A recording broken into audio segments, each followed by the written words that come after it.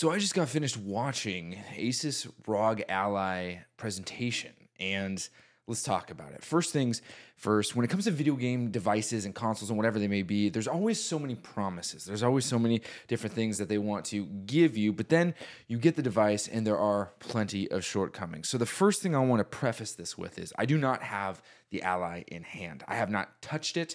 I have not even really seen one in person because it was announced April 1st. We all thought it was a joke, but after watching the presentation, I ordered the top end one, which comes with incredible performance and, well, is quite robust.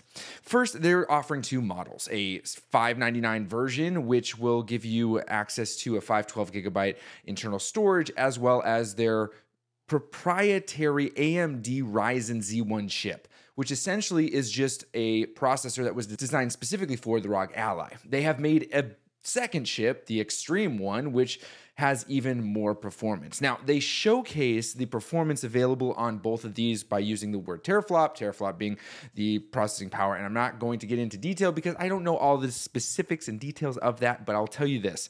They said the original 2017 release of a gaming handheld, and they had the teraflop amount, which we know is the Nintendo Switch.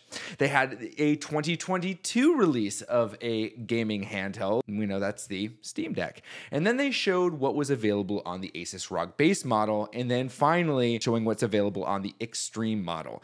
It really is quite unbelievable. Now, is this going to kill the Switch? Nothing can kill the Switch for two reasons. One, Nintendo has IPs that are unbelievably valuable. And two, Zelda Tears of the Kingdom. I don't need to say anymore, okay? So continuing into what they started to showcase was, well, when it comes to devices such as the Nintendo Switch or the Steam Deck, they give us so much, but there's always this question, which is, why didn't they give us this? And with the ASUS ROG Ally, it seems that they really spent a lot of time figuring out what is going to be the best option. And based on the video alone, it looks like the size of the ROG Ally is essentially just a Switch that has been a little bit more beefified. So it fits better in the hand. It's just a little bit larger, but it's not as cumbersome and bulky as the Steam Deck, which I point back here because it's in my closet.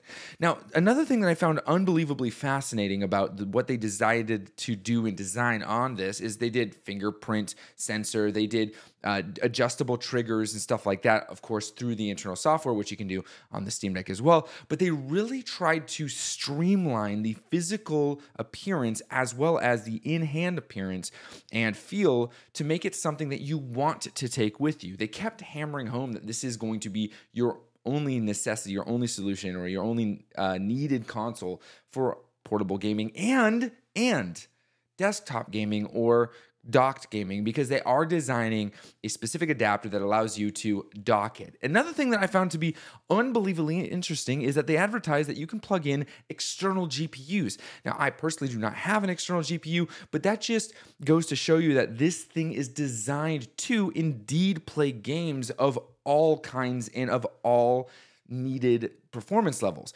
which when it comes to a gaming device, that's how it should be. If this delivers on everything it says it can deliver on, the Steam Deck will not have a Gen 2.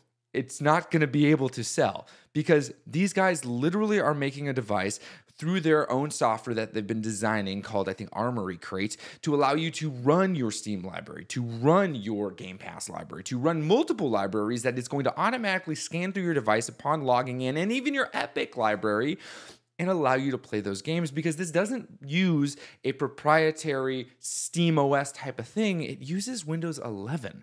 Now, is that Windows 11 going to be changed a little bit to be designed for a handheld? I'm not 100% sure because, again, I'm not a Windows gamer, but I will say this, that is unbelievably versatile. Now, is that going to cause any sort of issues or complications for people like myself who don't have a lot of experience with Windows gaming? Again, I don't know. We'll have to see in June when it releases in just 1 month. It is unreal what they're designing. And I think this right here is a perfect example of what gaming companies need to take heed on. They design a product over the years, and then they release an announcement for this product, and then they launch it shortly thereafter.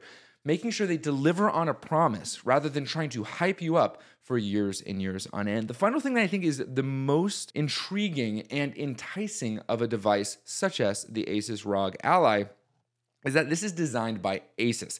ASUS designs gaming laptops. They have designed devices that are unbelievably powerful and extremely impressive when it comes to their capabilities. Their Zephyrus G14, which is the first gaming laptop I ever tried and I had for a short while, blew me away. Now, it wasn't everything I wanted, and I was very, very inexperienced with Windows, so I ended up getting rid of it, but it still is the form factor alone that blew me away. It was small, compact, and able to actually deliver on the promise, which is good gaming. And this right here with a 1080p display, not 720, with the promise of 50 to 60 frames per second and AAA titles consistently up to 120 frames per second, with all these different things and designed beautiful display. This thing truly is designed to check every box that a portable gamer such as myself with handheld devices wants. I am extremely, extremely excited to see what this thing has to offer. It is unbelievably competitively priced. $599 for the base model and $699 for the extreme model. That's unreal. That's unreal. Let me know what you guys think in the comments below. And if you want to watch me play Tears of the Kingdom, I'm streaming tonight and for the rest of the week. Unless you're watching this later, then happy gaming.